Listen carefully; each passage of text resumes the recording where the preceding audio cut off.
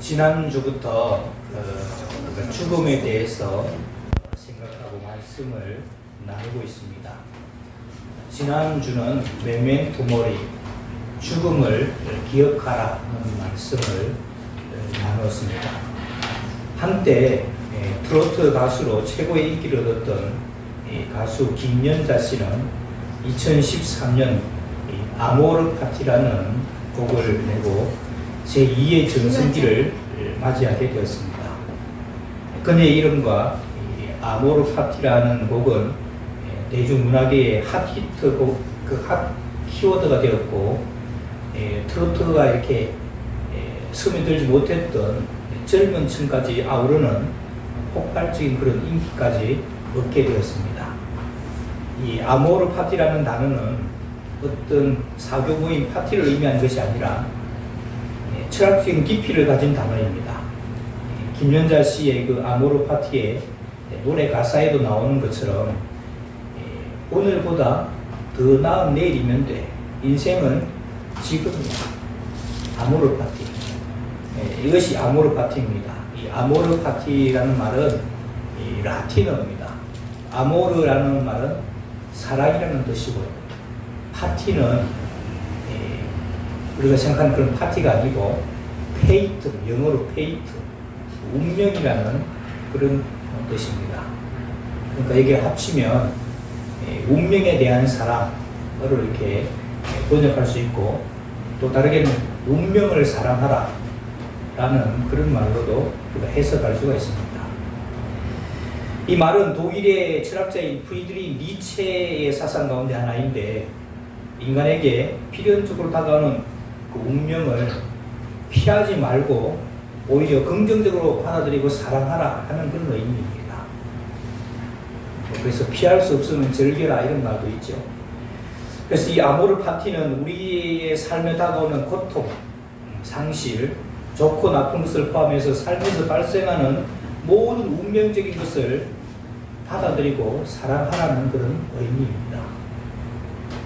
그러나 성경에서 말하는 아모르 파티는 니체가 말하는 것과는 근본적으로 시작점이 다릅니다. 니체는 신이 죽었다고 말했죠. 신은 죽었다고 믿었기에 극단적인 흠모 안에서 인간의 존재는 목적도 이유도 없이 영원히 반복되는 인생을 살아가게 된다고 믿었습니다. 그래서 지금 자신에게 주어진 현실, 즉 운명을 받아들이고 살아가라고 말했던 것입니다. 그러나 성경에서 말하는 아모르 파티는 메멘토 모리, 즉 죽음을 기억하라는 말과 연결해서 하나님이 도로 찾으시는 것이 우리의 영혼이라면, 우리는 하나님이 우리를 다시 부르시기 전까지 하나님이 우리에게 주신 삶을 받아들이고 그것을 사랑하는 아모르 파티 해야 한다는 그런 의미입니다. 다시 말해서 니체의 아모르 파티는 하나님 없는 자신의 운명을 받아들이고 사랑하라는 의미였다면, 성경에서 소개하는 이 아모르 파티는 하나님이 우리에게 주신 삶을 받아들이고 사랑하라는 것입니다. 즉 아모르 파티의 핵심은 죽음을 통해서 삶의 소중함을 발견하라는 말입니다. 이 호스피스 병동의 의사로 평생을 살아왔던 김여환 박사는 죽기 전에 더 늙기 전에 라는 책에서 죽음을 배우면 달라지는 것은 죽음이 아니라 삶이다 라고 말했습니다. 다시 말하면 내가 죽는다는 것을 알고 받아들이게 되면 지금 내게 주어진 삶을 더 사랑하고 최선을 다해서 살아가게 된다는 것입니다. 그래서 우리는 메멘토 모리, 즉 죽음을 기억해야 지금 내게 주어진 삶, 하나님이 내게 주신 삶을 받아들이고 사랑할 수 있게 되는 것입니다. 오늘 우리가 읽은 이 요한복음의 말씀은 크게 두 부분으로 나눌 수가 있습니다. 1장부터 12장까지 있는 제목을 붙일 수가 있는데 표적의 책입니다. 예수님이 이 땅에 오셨지만은 세상이 그를 알지 못했고 받아들이고 영접하지를 못했습니다. 그래서 예수님께서는 예수님이 어떤 분이신지 보여주시기 위해서 많은 이적과 기적과 표적들을 행하십니다.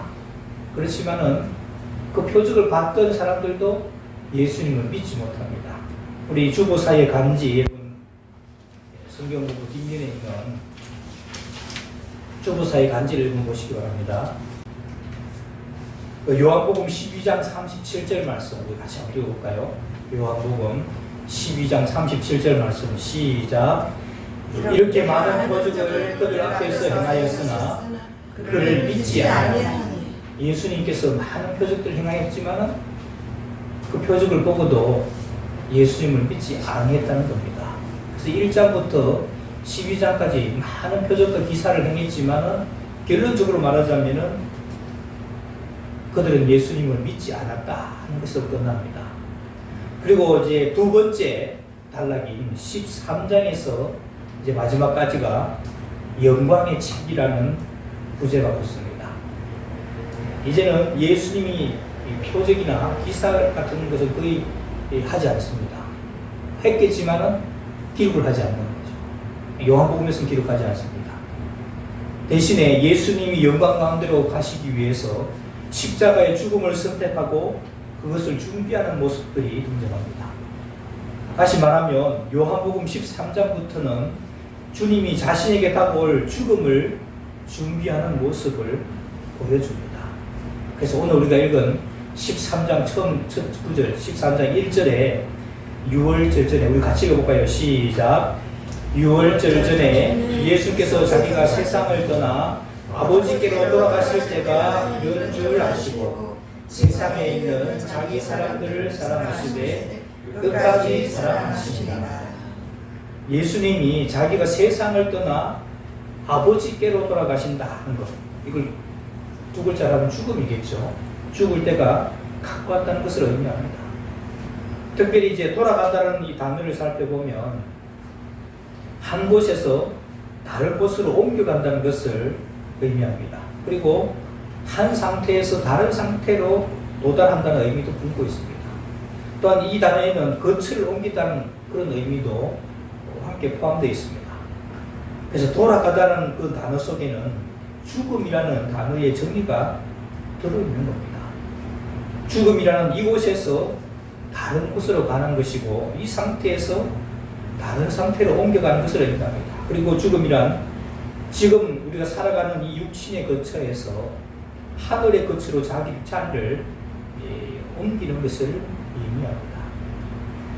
그러나 죽음이 단순하게 하늘로 돌아가는 것이 아니라 예수님의 말씀처럼 아버지께로 돌아가는 것입니다.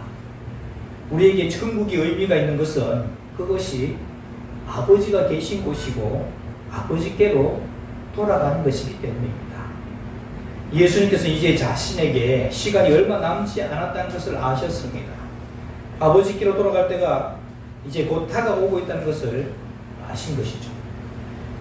주님께 시한부 인생에 대한 선고가 주어졌고 주님은 이미 자신이 시한부 인생이라는 것을 알고 계셨습니다.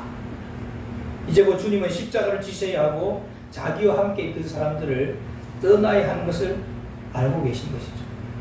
그렇기 때문에 주님은 자신이 무엇을 해야 하고 또 어떻게 살아야 하는지를 알고 행동하시는 것입니다. 돌아보면 우리는 모두가 다 시한부 인생의 삶을 살고 있습니다.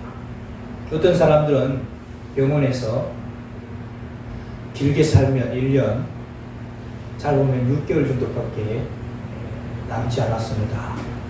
이런 선고를 드라마 같은 데 보면 하죠. 이런 말을 실제 듣고 시한부 인생으로 살아가는 사람이 있는가 하면 또 어떤 사람들은 그렇게 직접적인 말을 듣지 못했지만 암묵적으로 받은 시한부 선고를 통해서 죽게 된다는 것을 알고 있습니다. 저와 여러분들은 후자에 해당되겠죠. 우리 모두는 시한부 인생이라는 것입니다.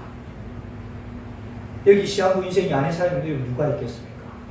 태어나는 즉시 우리는 시한부 인생을 살고 있는 것입니다. 남은 시간의 차이가 있을 뿐 저나 여러분과 모두 다 시한부 인생입니다. 끝이 정해진 인생을 지금 살고 있는 것이죠. 그렇다면 우리에게 필요한 것은 시한부 인생이라는 것에 분노하고 반발하고 시간을 낭비하는 것이 아니라 이 시한부 인생을 어떻게 살아가는가 이걸 생각하면서 살아가야 합니다. 예수님도 자신이 세상을 떠나서 아버지께로 돌아가야 할 때가 이르렀을 때 자신이 뭘 해야 하는가를 아셨고 그것에 집중하셨습니다. 그것은 바로 사랑하는 것이었습니다. 예수님은 무엇을 또 누구를 사랑하셨습니까? 성경은 세상에 있는 자기 사람들을 끝까지 사랑하셨다고 기록하고 있죠.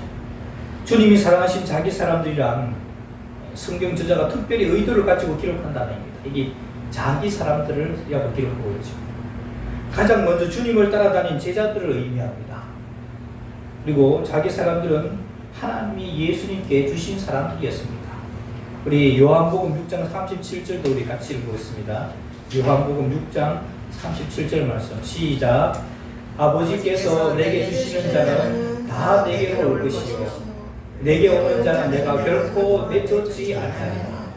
예수님께서 오는 사람들은 누가 오느냐? 아버지께서 보내주시는 사람들이 예수님께로 온다는 겁니다. 그러면 예수님께서는 자기에게 오는 사람들을 한 사람도 내쫓지 않겠다. 그리고 예수님께로 온 사람들은 그 누구도 예수님의 손에서 그 사람들을 빼앗을 수 없을 것이라고 말씀합니다. 요한복음 10장 28절 29절도 제가 28절을 읽고 여러분들 29절을 보겠습니다. 내가 그들에게 영생을 주노니 영원히 멸망하지 아니할 것이요 또 그들을 내 손에서 빼앗을 자가 없느니라. 그들을 주신 내 아버지는 만물보다 크심에 아무도 아버지 손에서 빼앗을 수 없느니라. 여기 자기 사람들이라는 것은 하나님 아버지께서 예수님께 붙여주신 사람들인데 그 사람들은 예수님께서 절대 내쫓지 않을 것이고 또 그 어떤 피조물이라도 예수님에게서 빼앗을 수가 없는 존재다. 그러니까 예수님께서 그들을 꽉 붙잡고 보호하고 끝까지 사랑하신다는 겁니다. 그래서 이 자기 사람들이란 이 사람들이 그리스도께서 죽어야 하는 이유가 되는 사람들입니다. 주님은 친구를 위해서 목숨을 버리는 것보다 더 큰 사랑이 없다는 것을 자기의 삶과 죽음으로 증명하셨습니다. 그리고 자기 양을 위해서 기꺼이 목숨을 버리는 목자의 사랑을 십자가에서 실천하셨습니다. 그리고 자신의 몸으로 삼으신 교회를 위해서 자신을 내어주시기까지 하셨습니다. 주님은 자기 사람들을 위해서 자신의 가장 귀한 것을 내어주신 것입니다. 이것이 주님이 이루신 아모르 파티입니다. 운명을 자기에게 맞닥 붙어진 이 운명을 사랑하신 것이죠. 주님은 자기 사람들을 사랑하셨습니다. 그리고 우리에게도 세 계명을 주신다.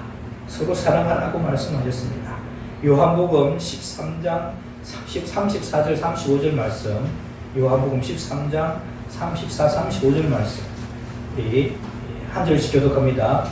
새 계명을 너희에게 주노니 서로 사랑하라. 내가 너희를 사랑한 것 같이 너희도 서로 사랑하라. 너희가 서로 사랑하면 이로써 모든 사람이 너희가 내 제자인 줄 알라.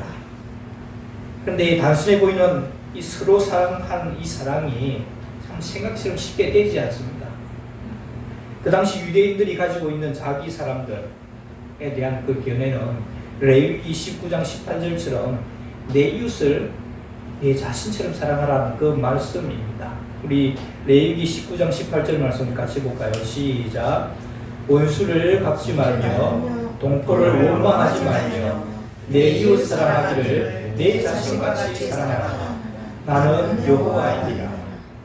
근데 그들이 생각하는 이웃은 여기 이웃이 나오네. 이웃을 내 자신처럼 사랑하라 했는데 그 자기들이 생각하는 그 이웃에는 이방인도 포함되지 않고 죄인들도 포함되지 않습니다.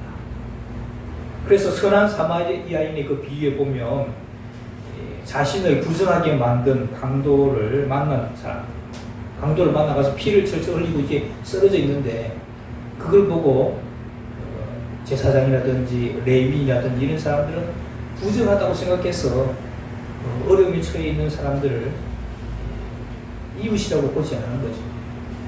그래서 피가 흘려서 죽어가고 있는 그 모습 그대로 내버려 두고 못 본 채하고 지나가 버리면 합니다. 그러나 주님이 서로 사랑하고 하라고 말씀하시는 이 서로란 관계를 이루는 대상을 의미하는데 만약 내 눈앞에 있는 이 강도 만난 사람이 나의 관계를 이룬 사람이라면 그들이 바로 사랑해야 할 대상이 된 것입니다. 만약 관계를 이루어야 할 대상이 이방인들과 죄인들이라면 그들도 마찬가지로 사랑해야 할 대상이라는 것입니다.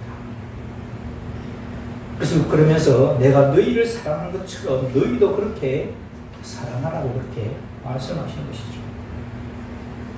여러분, 같은 요한복음 13장에 나온 이야기인데 주님은 제자들의 발을 씻어주시면서 우리가 어떻게 사랑해야 하는지를 몸소 보여주셨습니다. 이 요한복음 13장 14절 말씀, 요한복음 13장 14절 말씀을 같이 볼까요? 시작. 내가 주와 또는 선생이 되어 너희 발을 씻었으니 너희도 서로 발을 씻어주는 것이 옳으니라. 여기서 발이라는 것은 우리가 가지고 있는 이 발을 말합니다. 냄새 나고 더러운 신체 부위를 의미하죠. 그래서 발을 씻는 것은 제자가 스승에게 또는 하인이나 노예가 그 주인에게 하는 행동입니다. 그런데 예수님은 거꾸로 하셨죠. 예수님은 주가 되시며 스승이 되심에도 스스로 그리고 먼저 제자들의 발을 씻김으로 자기 사람들을 어떻게 사랑해야 하는지를 몸소 보여주신 것입니다. 그리고 내가 보여준 것처럼 너희도 서로 발을 씻김으로 서로 사랑하라, 그렇게 말씀하신 것이죠. 비록 상대방의 냄새가는 발 앞에서도, 그리고 비록 상대방이 내가 사랑할 만한 조건과 자격을 갖추지 못했다 할지라도 먼저 사랑하라는 것입니다. 사랑받을 만한 자를 사랑하는 것은 누구나 할 수 있는 것입니다. 그러나 주님이 자기 사람들을, 즉 비록 냄새나고 사랑할 만한 자격이 없는 자들까지도 끝까지 사랑하셨습니다. 이것이 시한부 인생을 살아가는 우리에게 본으로 보여주신 우리 주님의 사랑입니다. 주님은 자기 사람들을 끝까지 사랑하시는 모범을 보여주셨습니다. 여기서 말하는 끝까지 사랑한다, 여기 끝까지라는 말은 몇 가지 의미를 지닙니다. 첫 번째는 마지막 순간까지 변함없이 지속하는 완전하고 영원한 사랑을 의미합니다. 그리고 두 번째는 끝까지라는 단어는 시간의 끝 의미라기보다는 주님이 보여주신 사랑의 정도로 이해할 수가 있는데, 주님이 보여주신 그 사랑에는 한계가 없다는 것을 의미합니다. 그리고 세 번째, 그래서 자신의 감정에 따라 변하지 않고 또한 상대가 보여주는 사랑의 크기나 깊이에 상관없이 지속하는 사랑을 의미합니다. 이게 끝까지 사랑한다는 것이죠. 이 NIV 영어 성경에는 이 끝까지라는 단어를 충분한 크기, full extent로 번역을 했습니다. 주님의 사랑은 자기 사람들을 품기에 충분한 크기로 사랑하였다는 것을 보여줍니다. 물론 주님이 사랑하는 사람들 중에는 예수님을 버리고 도망가는 사람들도 있었습니다. 그리고 예수님을 모른다고 부인하는 사람도 있었습니다. 그리고 예수님을 팔아버린 자도 있었습니다. 그들도 다 예수님이 사랑하셨습니다. 주님의 사랑은 상대방이 보여주는 행동과 말에 좌우되지 않고 계속해서 충분하고 넉넉한 사랑을 보여주신 것입니다. 이것이 주님이 자기 사람들을 사랑하는 방법이었습니다. 예수님께서는 참 신이시면서 참 인간으로 이 땅에서 사셨습니다. 그리고 시한부 인생으로 살인, 사실 날이 얼마 남지 않았음을 알았을 때 자기에게 주어진 사람들을 충분한 사랑으로 사랑하시면서 삶의 본을 보여주셨습니다. 그리고 우리에게는 예수님께서 보여주신 대로 서로 사랑하라, 그렇게 말씀하고 있습니다. 누군가를 사랑하며 살아간다는 것은 결코 쉬운 일이 아닙니다. 그러나 사랑하며 살아갈 수 있을 때 우리는 진정한 행복을 느낄 수가 있게 될 것입니다. 우리는 모두 시한부 인생을 살아가고 있습니다. 하나님이 내게 주신 삶을 사랑하는 아모르 파티를 시작해야 합니다. 내가 정한 내 이웃만 사랑하지 말고 하나님이 내게 주신 자기 사람들을 사랑해야 합니다. 지금만 사랑하지 말고 끝까지 사랑해야 합니다. 주님이 먼저 발을 씻기신 것처럼 우리도 냄새나는 사람들의 발을 씻기 위해서 무릎을 꿇고 엎드려야 합니다. 아모르 파티, 내게 주신 삶을 사랑하십시오. 그래서 무엇을 하며 누구를 사랑하며 살아가야 하는지를 깊이 이해하고 주신 삶의 시간 동안, 그 시한부 인생 동안 최선을 다해서 우리 옆에 주신 사람들, 하나님께서 우리에게 주신 사람들을 사랑하며 살아가는 우리 모두의 삶이 되시기를 주님의 이름으로 축원합니다. 기도하겠습니다. 하나님 아버지, 시한부 인생의 삶에서 하나님 아버지께로 돌아갈 때가 되신 예수님께서 세상에 있는 자기 사람들을 끝까지 사랑하시고 자기를 희생하는 사랑으로 사랑하셔서 영원한 생명을 주신 말씀을 살펴보았습니다. 우리 역시 시한부 인생을 살고 있습니다. 우리에게 주어진 남은 시간 동안 우리에게 주신 사람들을 예수님이 하셨듯이 사랑하는 하나님의 사람들 다 되게 하여 주옵소서. 예수님의 이름으로 기도하옵나이다. 아멘.